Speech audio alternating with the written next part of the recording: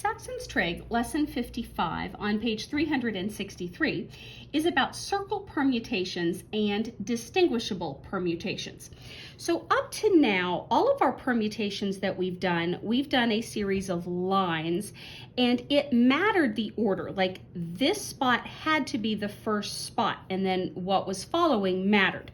In a circle, I don't really know where the circle begins or ends, so I don't know where my starting point is, and so I need a different way to deal with permutations. So in a linear example, if I had three things, then I would have three items to choose from: 3 times 2 times 1.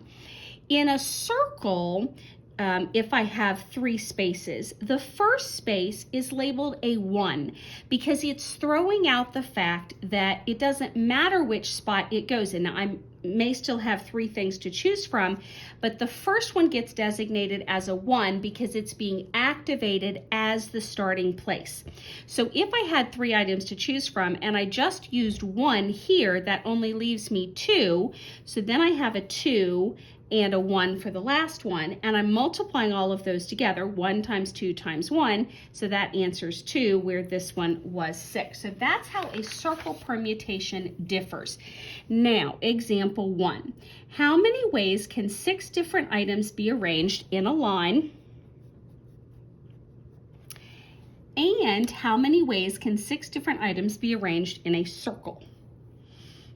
So this one we know is going to be 6, 5, 4, 3, 2, 1, multiplying all of those together. So I could shortcut that as 6 factorial and get the answer on my calculator.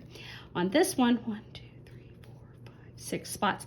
First one is designated as a 1. Then I have 5 choices, 4, 3, 2, and 1. So I might as well call it 5 factorial and get the answer that way. Now, I didn't write them in. This one is 720 and this one is 120.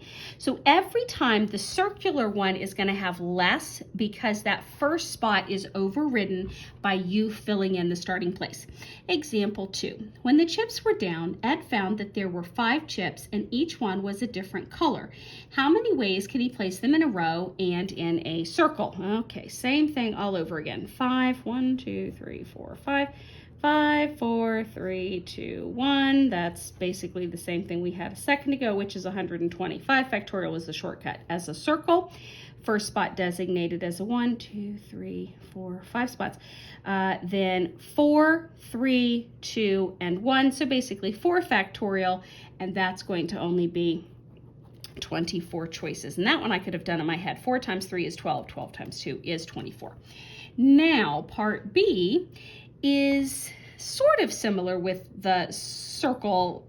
You don't have to designate a starting place, but it wants distinguishable permutations. So it's obviously going to give us things where I can't tell the difference between them. So for example, 3. JoJo has 10 marbles. 3 of them are red, 3 of them are blue, and 4 of them are green. How many distinguishable permutations of the 10 marbles can he form? So let me jump to the shortcut version. I had 10 marbles to start, so the numerator will have 10 factorial, just like our formula from before. But now, I want to keep all 10. I'm filling all 10 slots in, but I can't tell the difference in these 3 reds. So I have to divide out with a 3 factorial that tells me how many extra combinations I would have by being able to tell the difference in the reds. Same thing with the blues. I have to take out a 3 factorial blues and, as you expect, a 4 factorial green. And this is the way that I get rid of the extra I can't tell the difference between them possibilities. And so that works out to be 4,200. You're probably going to do that on your calculator.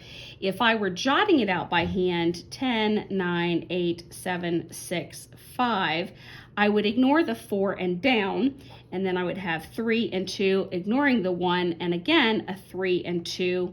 3 and 2 would take out a 6, 3 would take out part of the 9, 2 can take out part of the 8, and then I would have 5 times 7 times 4 times 3 times 10. Anyway, either way you do it, you're still getting down where you need to be. All right, example 4. How many distinguishable permutations can be formed from the letters in the word nonsense? So how many letters? 1, 2, 3, 4, 5, 6, 7, 8. So 8 factorial for the numerator. And do I have any letters that I can't tell the difference in? Well, how many N's do I have? 1, 2, 3. So 3 factorial. Do I have a repeat of O? Nope, don't worry about it. How about S's? Oh, yep, 2 of those. How about E's? Oh, 2 of those. And then I've covered every letter, so 8 factorial divided by 3 factorial, 2 factorial, and 2 factorial. So 1,680 should be your answer there. And finally, example 5. How many distinguishable 7-digit numbers can be formed from the digits 27, 22, 42, 4? So I have 7 factorial, and what is repeating? I've got how many 2's? 1, 2, 3, 4 2's. 4 factorial definitely has to come out.